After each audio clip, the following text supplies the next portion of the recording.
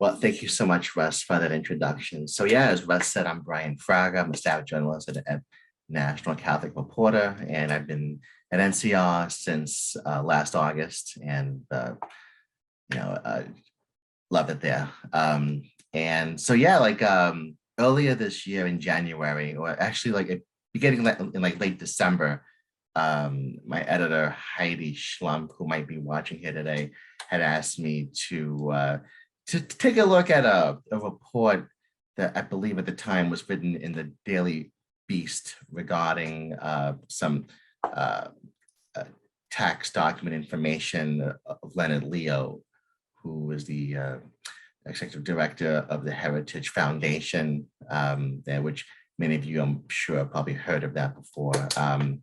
And there was a story about some political donations linked to his name and to his nonprofit, and especially regarding his efforts to sort of stack the federal bench with more conservative jurists. So I dug into that, and I came across a tax form 990 for the Donors Trust, which we'll be delving into today. The Donors Trust being a conservative, libertarian-leaning donor-advised fund, and so digging into this organization's tax records regarding organizations that it had funneled money to, I found several Catholic organizations that were the recipients of this organization's largesse, and some of these donations were pretty substantial. So, and then the more I dug into what Donors Trust was and what it's about, and some of the other recipients that received money, it turned out to be a bigger story than I had originally expected. So our story ran this past January, and it sort of went all over the interwebs, got a lot of attention. I still get calls and emails about it. And when Deb asked me to come on and give a presentation on it, I was more than honored to do so. And I put together a little slideshow that sort of boils down the story and its major points. So speaking with what these terms, dark money and donor advised funds. So dark money is basically just a term that's used to refer to political spending by individuals and nonprofit organizations that are not legally required to disclose their donors. It's a pretty common thing, especially in politics, which makes it difficult for reporters and public interest law firms to track who is donating money to which candidates and which organizations, hence the term dark money. Now, donor advised funds is another important term here. So what these are, these are nonprofits themselves also, and these funds will receive money from individuals, from outside groups, and then these funds can use that money to make contributions to other recognized charities and nonprofits. And now let's say you are a wealthy donor and you want to give your money to a donor advised fund like Donors Trust. You can recommend where the money goes, but the organization itself has the final say over where the money is sent over to which nonprofit organization receives those funds. And there are a couple of benefits for people who decide to donate their money to a donor advised fund. The first one being is they can get a larger tax write-off than they would if they were to just give to a regular charitable foundation or to another nonprofit. And also the donors get to be anonymous. And for some people who don't want the public to know what causes their funding, it's that loss of a little bit of control is worth it. All right, so we're talking about Donors Trust. This is some background on Donors Trust. It was founded in 1999, basically as a conservative, libertarian organization to provide money to groups that share those same values, those same goals. And it's been called the dark money ATM, the political right, because it's raised like over the last 20, 30 years, or 20 or so years, it's raised up to like $1 billion. And every year it doles out hundreds of millions of dollars to more than, like to dozens and dozens of conservative and libertarian groups throughout the country. In 2020, the Donors Trust gave out about $182 million in grants. And that's, and when we're talking about these kind of funds, that's real money. That's real substantial money.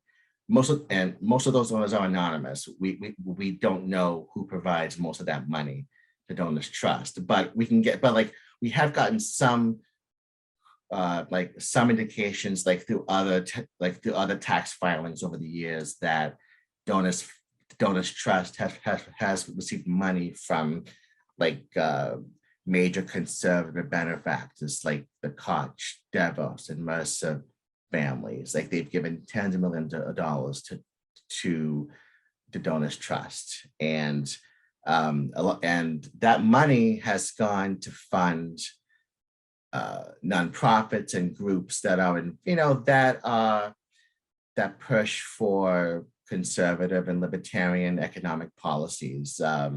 Oftentimes these are groups that lobby against environmental mitigation policies. These are groups that that push for laws to restrict access to the ballot, which we've been seeing a lot over the last couple of years, especially in some southern states.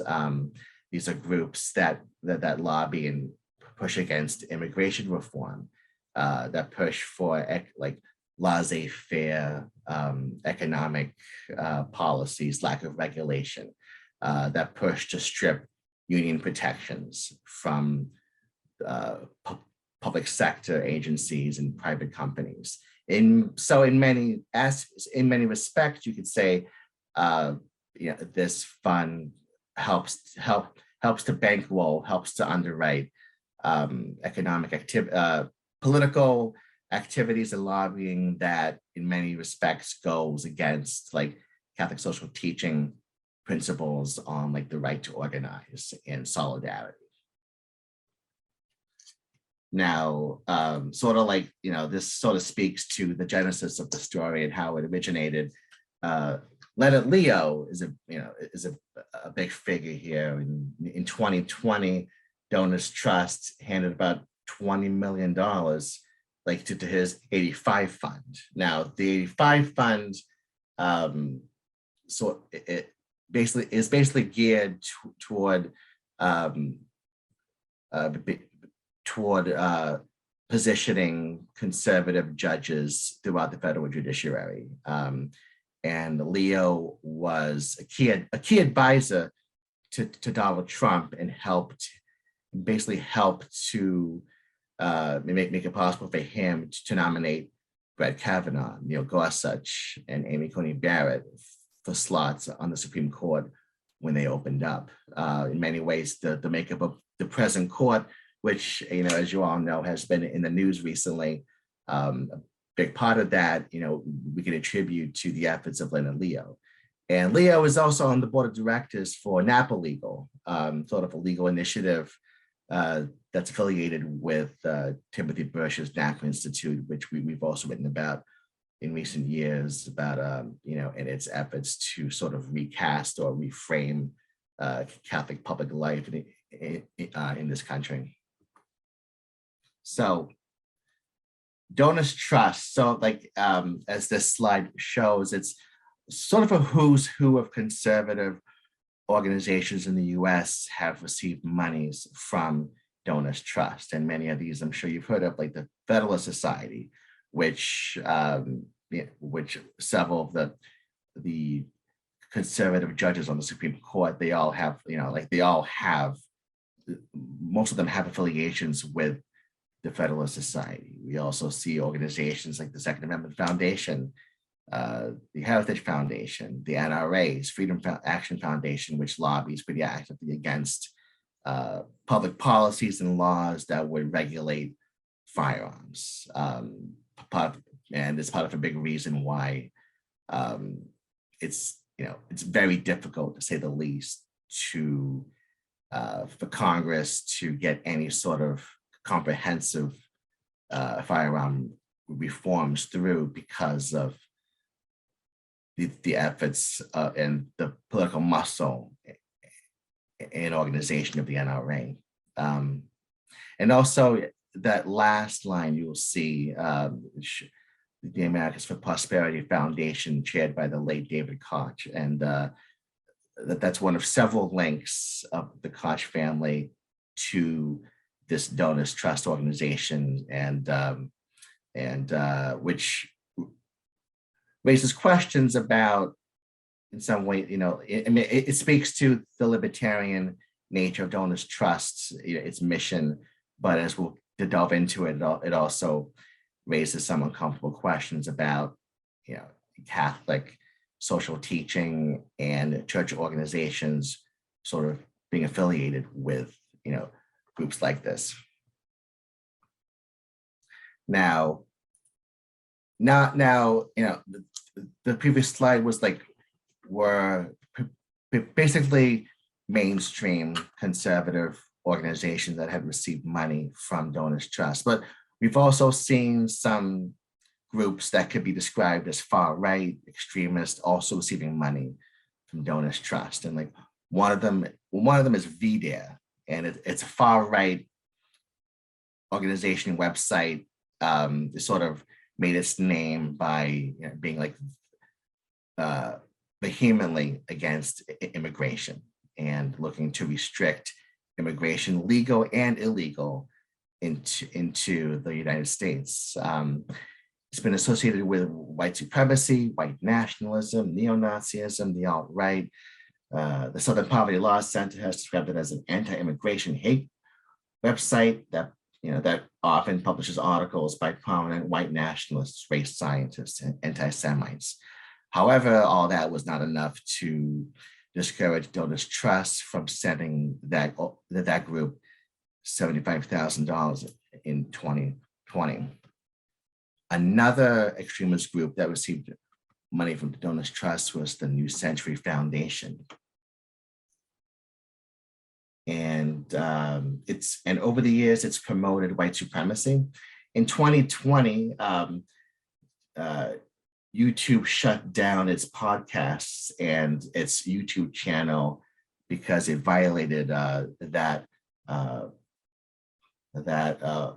YouTube's hate speech guidelines. The Southern Poverty Law Center has described VDARE as an anti-immigration hate website that also, just like VDARE, often publishes articles by prominent white nationalists, race scientists, anti-Semites. The Anti-Defamation League has also written that, that just like VDARE, New Century also posts, promotes, and archives the work of racists, anti-immigration figures, and anti-Semites. And that's a typo in the slide. VDARE should have been New Century Foundation, but Facebook also banned this group for violating its hate speech policies as well. However, it still received a pretty substantial amount, $600,000 in 2020 from donors trust. Now, in my story, I highlighted these connections to the insurrection at January 6th, 2021 at the U.S. Capitol, which, as Russ alluded to earlier, it's the subject of a high-profile House committee. So these two groups I highlighted, Tea Party Patriots, was among 11 groups listed on the website, the March to Save America.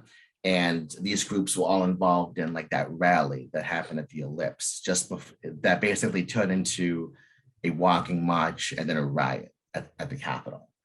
Tea Party Patriots received in 2020 about $250,000 from donors trust.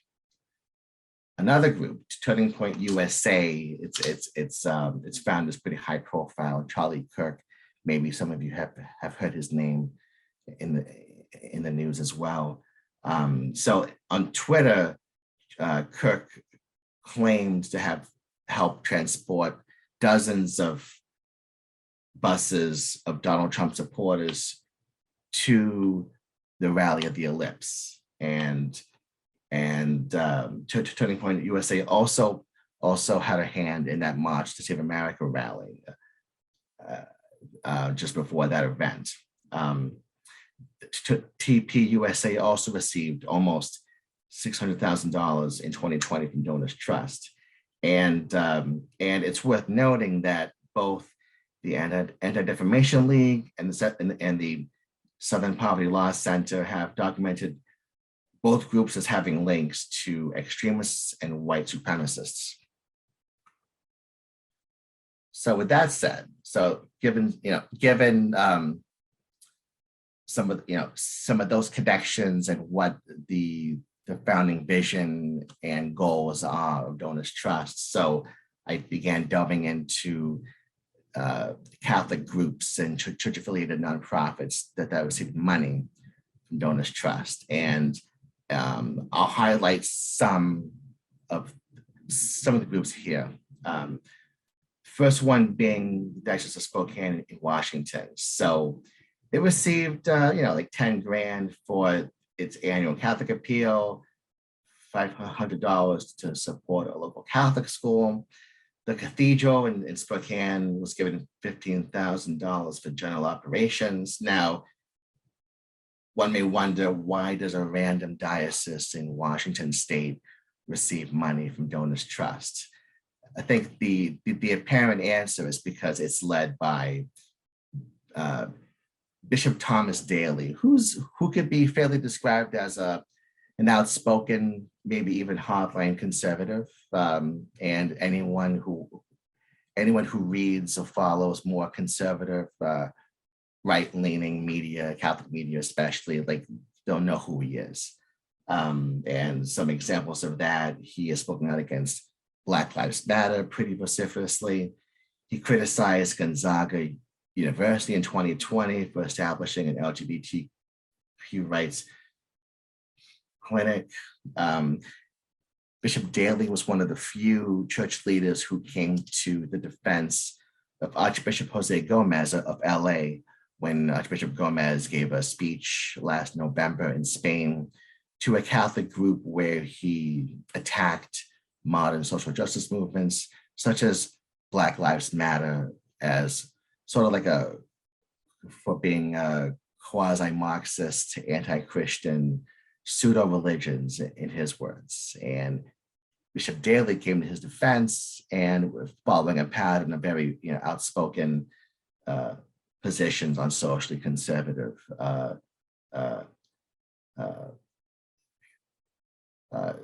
type of issues.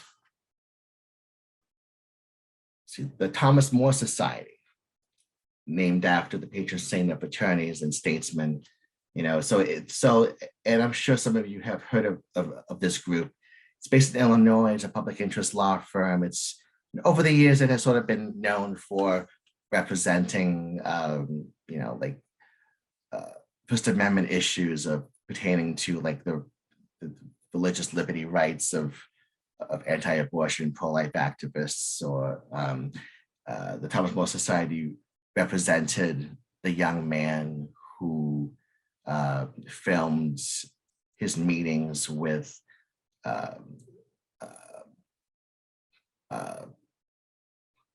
Planned Parenthood officials undercover, and then he was charged for fraud. So the Thomas More Society defended him. But in 2020, the Thomas More Society sort of took a turn toward and began getting involved in the election integrity issue that's been highlighted by Donald Trump and the Republican Party since then.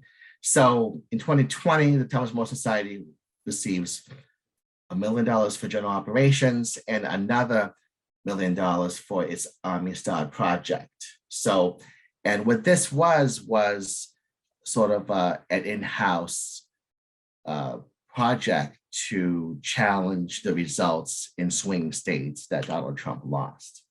And it's still pretty active. It's still filing litigation in those swing states to challenge the electoral processes, raising questions about, for example, a big theme in this project was accusing Facebook's founder, Mark Zuckerberg, of influencing the election in these states. The general counsel for this project was Jenna Ellis, who some of you may have heard, like she was a lawyer for the Trump campaign, who also helped spread falsehoods about the election being stolen. And her name has come up a few times during the January 6th insurrection hearings on Capitol Hill. And another name that's come up in these hearings is Rudy Giuliani. So at a press conference in 2020, ahead of the election, he called out the Amistad Project for being a helpful partner for the Trump campaign and its efforts to basically to try to overturn the election. And also in 2020, I wrote a story about this initiative for our Sunday Visitor, and I delved into its website. And at the time, the website for the Amistad Project, featured a list of partner organizations, some of which were set up to spread misinformation about the COVID-19 pandemic, about vaccines. One of the partner organizations was set up to basically to push for the election of the two Republican candidates for the U.S. Senate. So one could point out to the very explicit partisan links there of what is ostensibly a pro-life law firm that takes its name from the Catholic patron saint for lawyers and politicians. All right, and these are some other groups that received money from Donors Trust. The Catholic Association Foundation got a little less than $6 million for general operations, and if prior tax returns are any indication, that's a big chunk of its operation, and pretty much it's all it really does, from what we could tell, was just issue press releases and write the occasional op-ed essay in more conservative leaning papers like the Washington, like the Wall Street Journal or the Washington Times.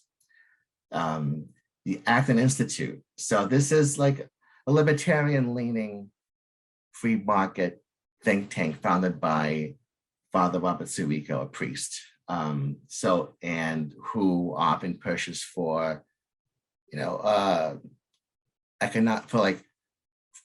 free market, unregulated, neoliberal economic policies, free of government regulations. So Acton receives $1 million in 2020 from Donors Trust. Now, Father Sirico is also often gets called on say EWTN's Raymond Arroyo show to present, quote unquote, a Catholic perspective on economic matters, but it's usually, it's usually often neoliberal / libertarian positions, sort of given the imprimatur of the Catholic label on these conservative Catholic media outlets. Now, Donors Trust also gave just less than $13,000 to Sacred Heart of Jesus Church in Grand Rapids, Michigan. And it just so happens that Father Sirico is the pastor emeritus at that church. And another organization would be the Beckett Fund, which again has been pretty active over the last decade or so on religious liberty litigation at the Supreme Court.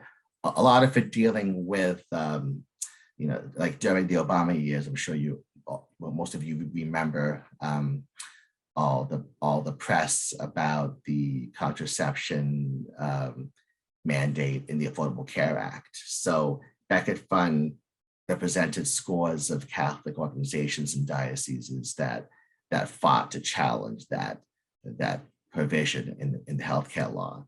So they received about just a little less than $500,000 in 2020 from Donors Trust. Now, just like Bishop Thomas Daly, I mentioned earlier, another outspoken bishop has also been the recipient of Donors Trust money.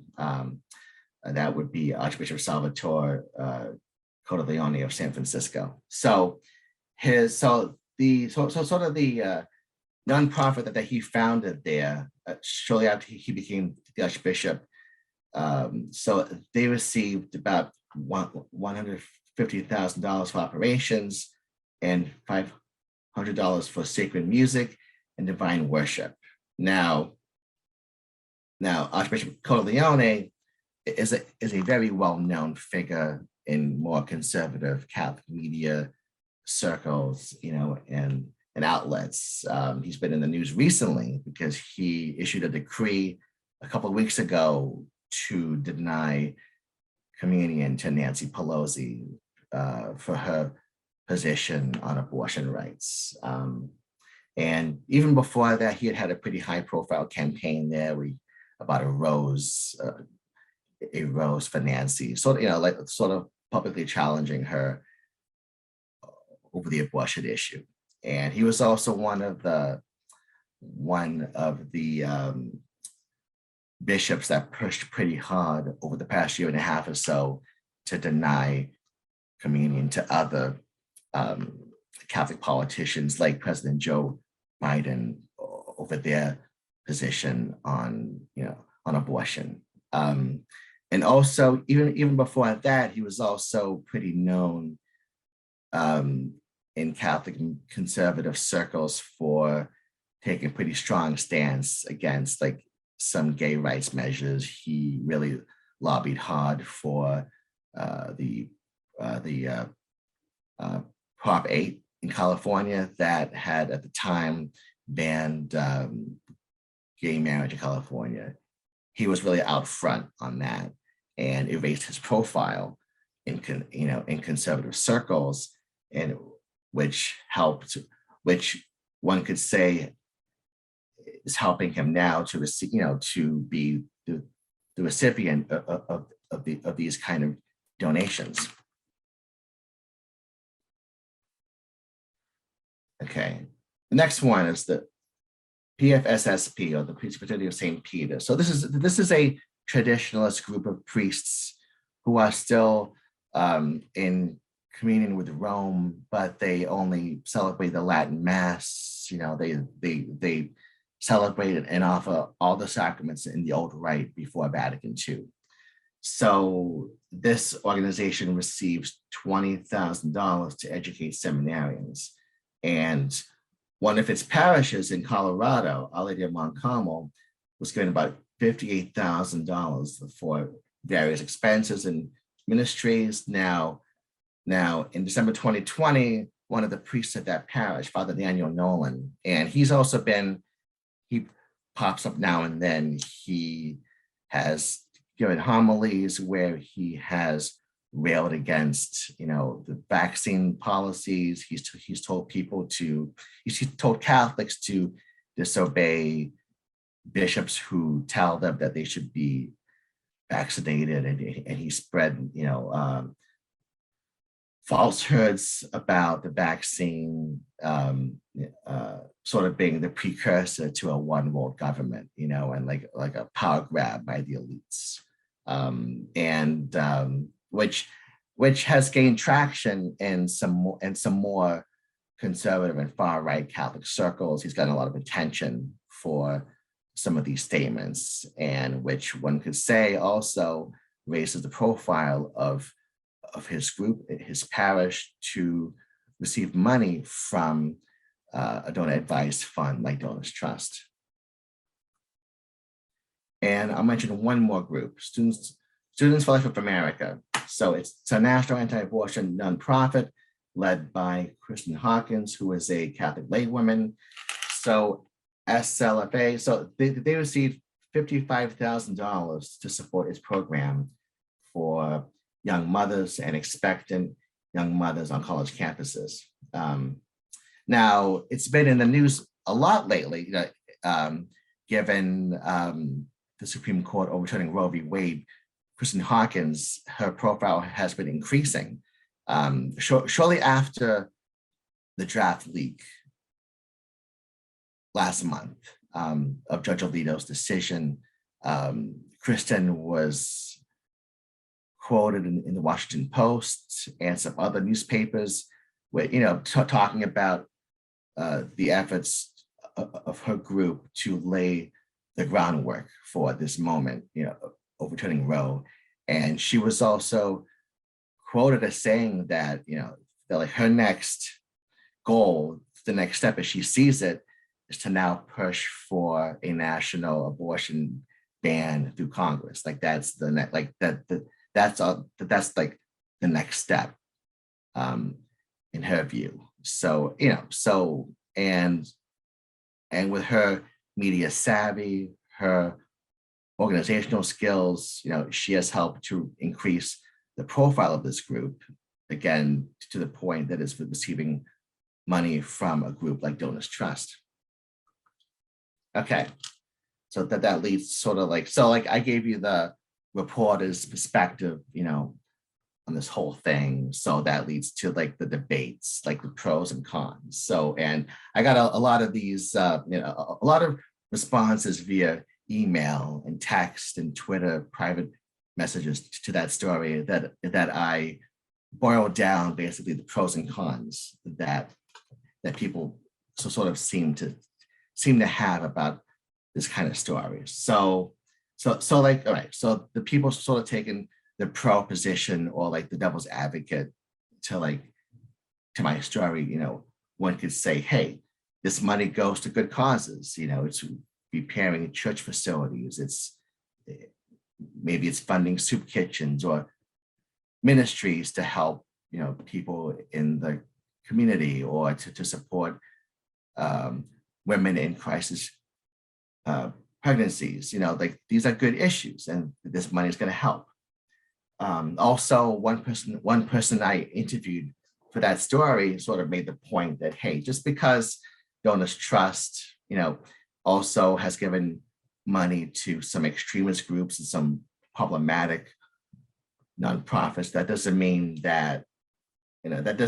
mean that, a Catholic diocese, a Catholic parish, a Catholic nonprofit, that it agrees with everything the group stands for, or that it approves of, say, the insurrection at the U.S. Capitol, and they'll also make the point, like, hey, like Catholic organizations, like Catholic charities, Catholic relief services, they work with groups all the time that don't share Catholic moral convictions to achieve goals, like, that we don't have to agree on everything when we're working to do something. So those are the pro sort of arguments boiled down. Now, the other side, people who felt that, that the story raised some really concerning issues and problems, like, they'll say, hey, this money risks compromising the church's witness, its integrity.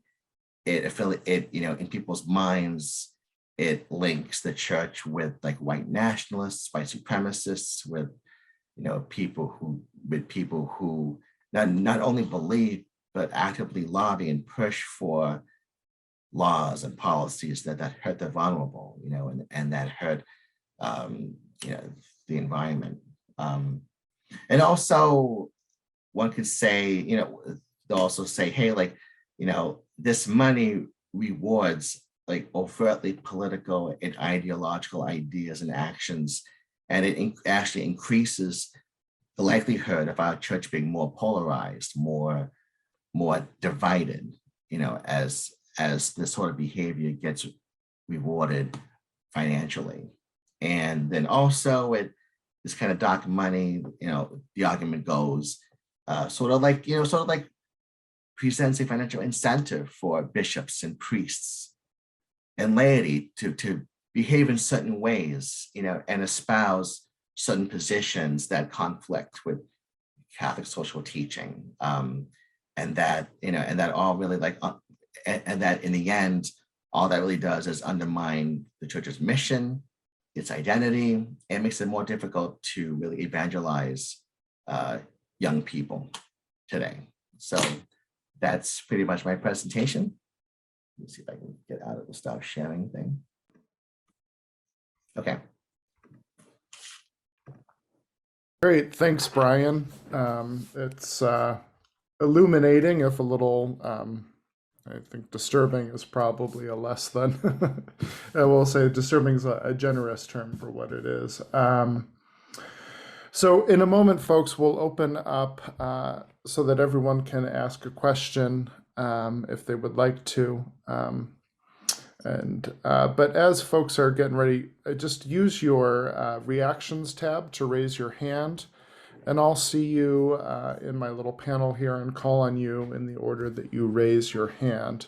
Once I call on you, you can feel free to unmute yourself and interact with Brian a little bit.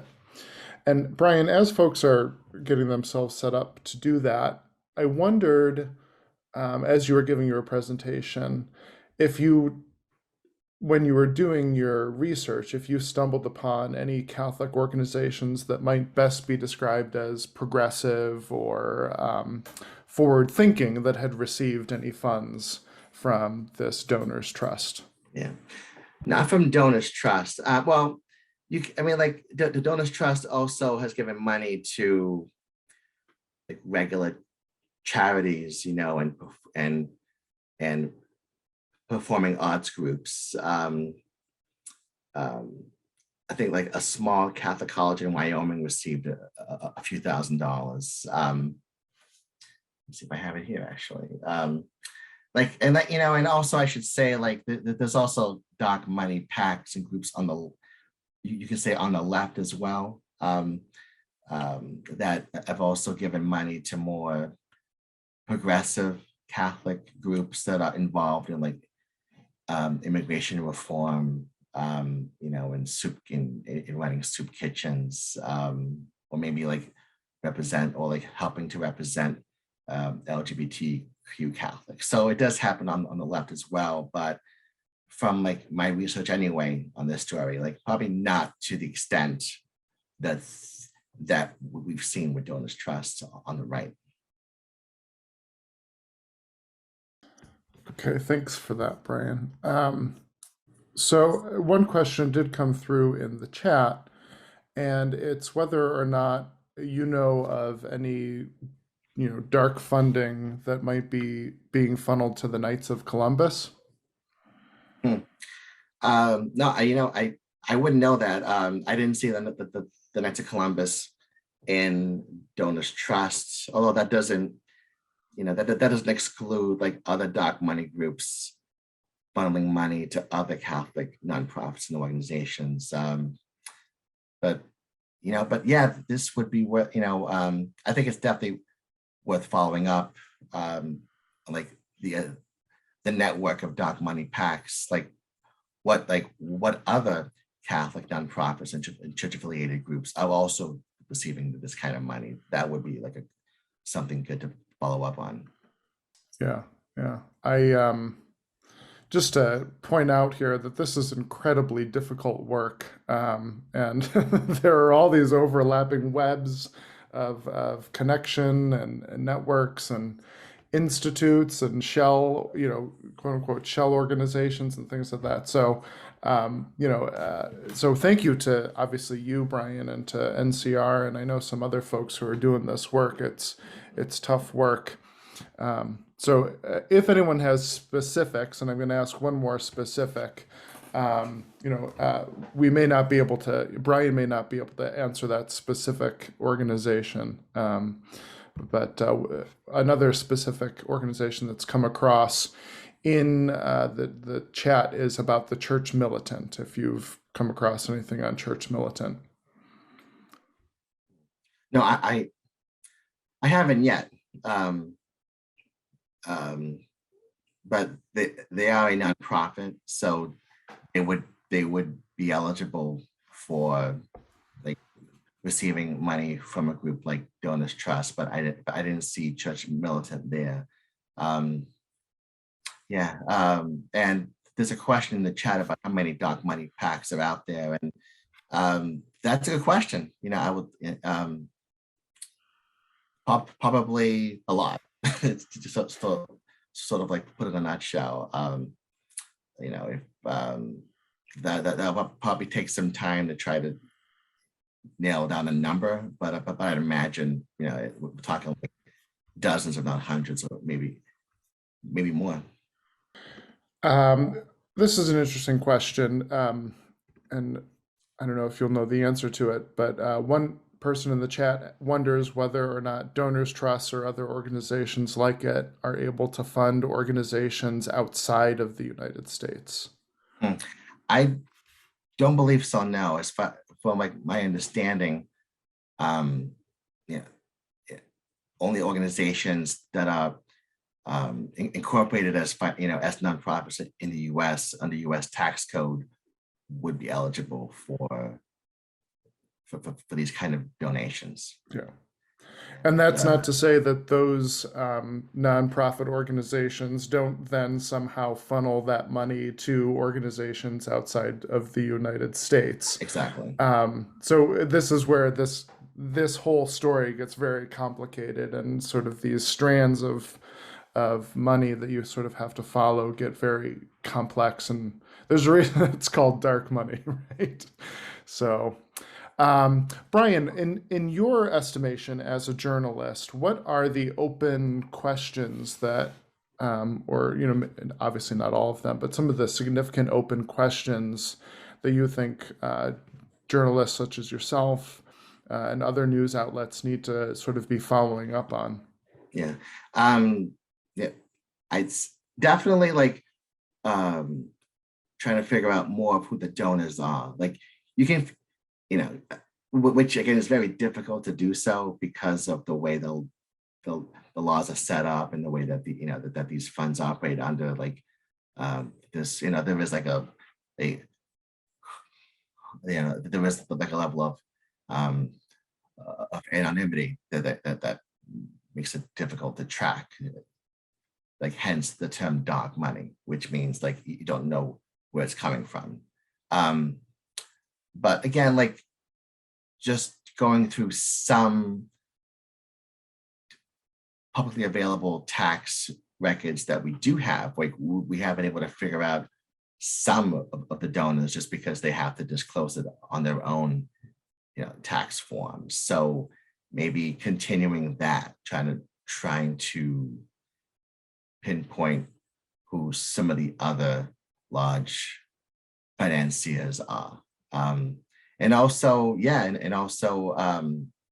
trying to nail down some of the other dark money packs and dark money groups, and to see what other Catholic or church affiliated, religiously, affiliated nonprofits are also receiving money. And this, and then it's a fair question, like, about how, does all this create an incentive for church leaders and Catholic nonprofits and bishops to act like in a certain way, to espouse certain positions, like to act more like politicians than say pastors. I think that's all with a discussion and keeping an eye out on. Yeah. And it's interesting because I often hear commentators sort of conjecture that some of these folks on the right don't necessarily believe what they're what they're espousing in any sort of deeply held way, but that they do see it as a cash cow. It's their way to make millions of dollars or to increase their profile and fame and influence, and that it's more about the power than it is about the actual position. So it's interesting that you raised that. I know you also did a deep dive into the Eucharistic revival that's going on, and the hefty price tag that is attached to that. I forget what the exact number is, but could you speak to a little bit about how the United States Conference is going to pay for the Eucharistic revival and where that money is coming from? Yeah, so the price tag on that is last we checked was about $28 million. So as to how as to where the money is coming from, it's being provided by through donations and sponsorships, some from could be fairly described as like more conservative Catholic groups, like and it's like the Knights of Columbus. Um, uh, there's another. There's a few other sort of right-leaning Catholic groups that are affiliated with with this initiative. So it's coming from those kind of like sponsorships and donations, but also from charging, ticket, tickets for people who will be attending the event. And I think on average, it's going to come out to about a little less than $400 per person to attend the Congress in Indianapolis in 3 years or 2 years now.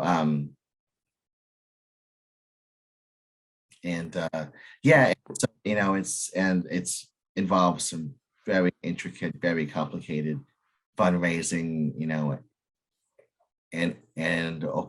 and organizational skills, so much so that a separate 501c3 nonprofit has been set up just to put together that Eucharistic Congress. So it'll be interesting to see like when that nonprofit begins to file, tax documents and tax records. It'll be to see, donations, where it's coming from, how it's going to be spending the money it receives, the salaries it'll be paying out to its director and staff.